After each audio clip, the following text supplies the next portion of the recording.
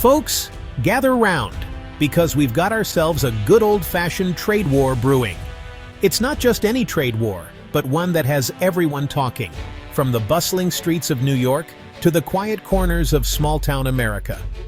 Remember back in whenever it was when then-President Trump slapped tariffs on Canadian goods? It was a bold move, one that sent shockwaves through the global economy. The tariffs targeted a wide range of products, from raw materials to finished goods, and it didn't take long for the effects to be felt. Yeah, well, turns out Canada ain't just gonna take that lying down, eh? The Great White North decided to fight fire with fire, imposing their own set of tariffs on American products. The Canadian government, backed by a wave of public support, made it clear that they were ready to stand their ground. They hit back with their own tariffs, and things got messy, real quick. Negotiations became tense, and the once friendly trade relationship between the two nations turned into a battleground. Diplomats and trade representatives were suddenly thrust into the spotlight, tasked with finding a way to de-escalate the situation. We're talking about billions of dollars worth of goods caught in the crossfire. The impact was felt across various industries, from manufacturing to agriculture. Companies on both sides of the border scrambled to adapt to the new trade landscape, facing increased costs and disrupted supply chains. Things like steel, aluminum, even maple syrup weren't safe. These everyday items suddenly became symbols of the trade war, with tariffs driving up prices and causing shortages. The ripple effects were felt by consumers and businesses alike, as the cost of goods began to rise. And let me tell you, nobody messes with a Canadian's maple syrup.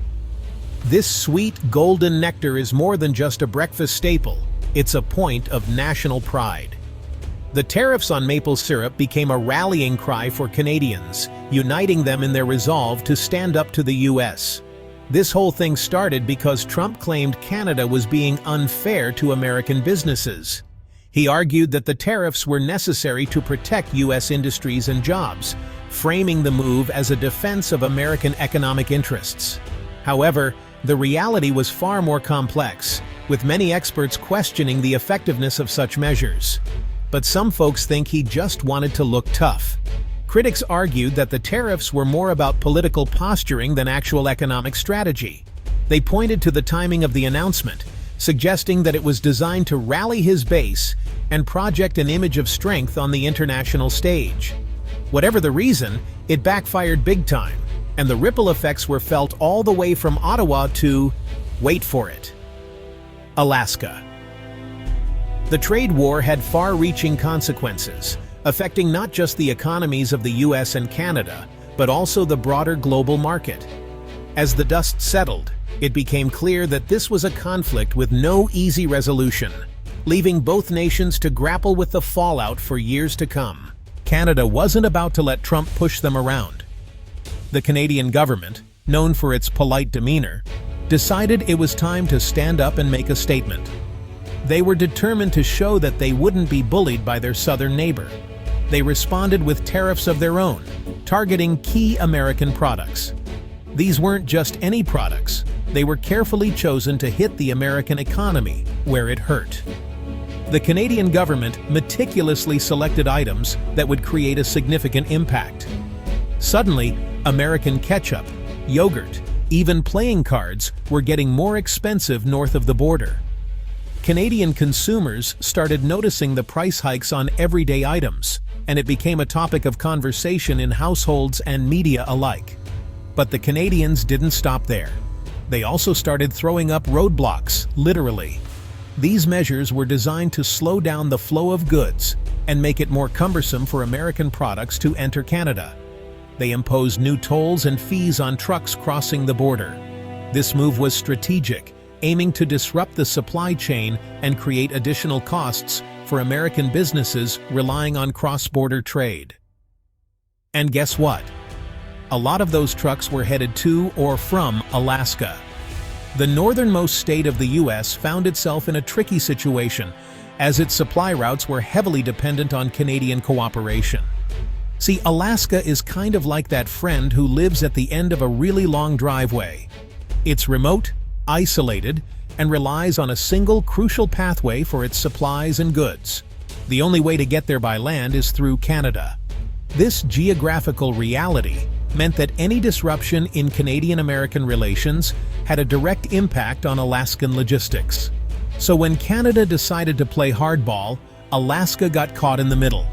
The state, already dealing with its own unique challenges, now had to navigate the fallout of an international trade dispute. The ripple effects of these tariffs and roadblocks were felt far and wide, illustrating just how interconnected our world has become. Remember those trucks we talked about? Well, a lot of them were carrying food, supplies, and building materials to Alaska.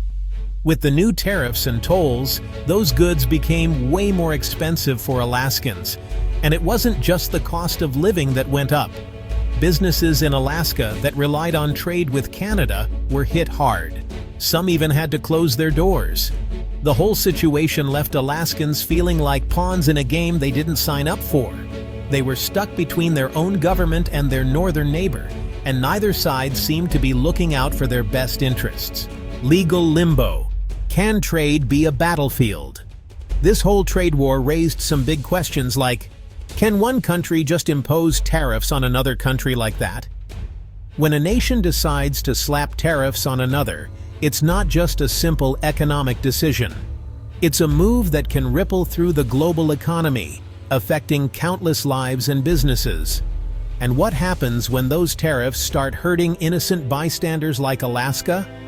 Small businesses, local economies, and even individual livelihoods can be caught in the crossfire. For instance, Alaskan fishermen who rely on exporting their catch suddenly find themselves struggling to make ends meet. Well, Canada decided to take that question to the big league's international court. They weren't just going to sit back and let their economy suffer. They took a stand, challenging the legality of these tariffs on a global stage. They argued that Trump's tariffs violated international trade agreements. These agreements are supposed to ensure fair play in the global market, preventing any one country from unfairly disadvantaging another. The US, of course, said they were just protecting their own interests.